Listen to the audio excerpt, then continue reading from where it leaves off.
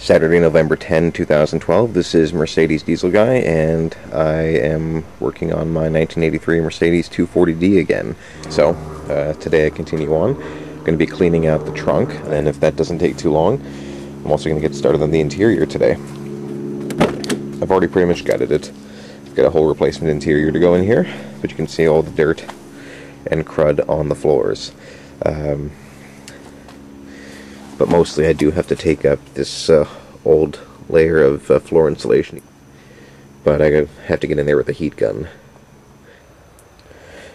Well, after a whole lot of scrubbing and going through a lot of degreaser, I have cleaned out the trunk. And it does not look good. I mean, the metal's all solid, but you can see a lot of, a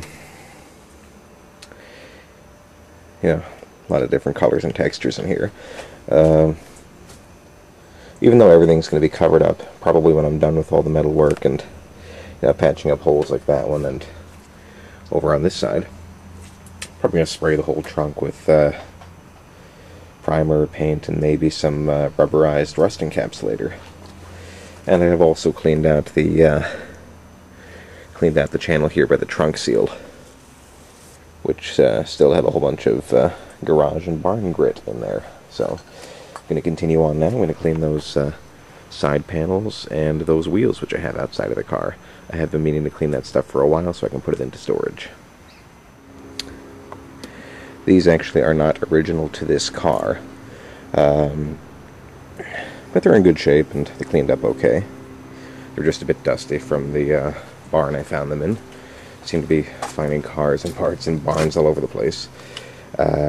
And then I came here to the interior, and I've been working inside the car.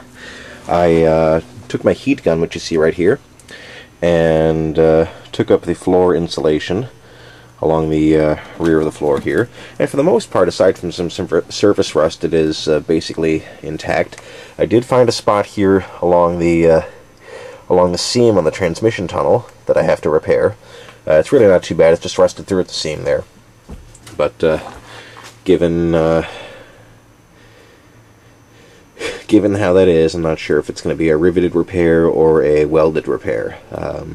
Time will tell.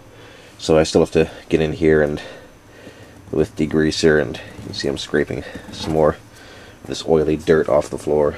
That's why I didn't clean in here first, because a lot of the dirt was actually on the floor insulation, and once I pull that up, there'll be less dirt to clean up. And now I've exposed these rusty areas that I have to fix, and most of it back here really is just surface rust at this point. It's not that bad, but a little bit of wire brushing, some fresh rust encapsulation, and then a whole bunch of undercoating, and it should be okay.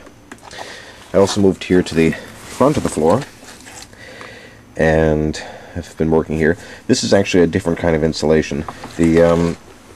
The barrier here that was on the rear of the floor is almost like it's almost like plastic. It's very thin, very kind of hard, and comes up pretty well in sheets. You can see here the yellow stuff is the adhesive that was gluing it down.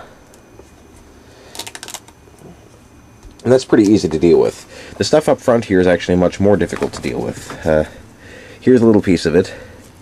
And you can see it's, I think it's some kind of a tar board or something, but you can see it's definitely porous. Kind of spongy there. And the problem with this stuff is that this stuff, more than the stuff in the rear, does have a tendency to trap moisture.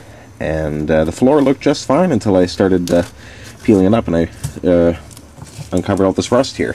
And I'm not sure if you can see it, but there is a hole right here. So if I hadn't taken this stuff up, I never would have found these areas that I have to repair. So if you're going to get this deep into a Mercedes, you can't neglect this. Get the floor coating off, find what's underneath it, because chances are there is rust you're going to have to deal with. But you can see around it, it's still primered and perfectly solid. I mean, this is all stuff I can patch up. Tomorrow I'm going to get back out here and take up the rest of the floor coating, and then do the driver's side and clean inside the car here.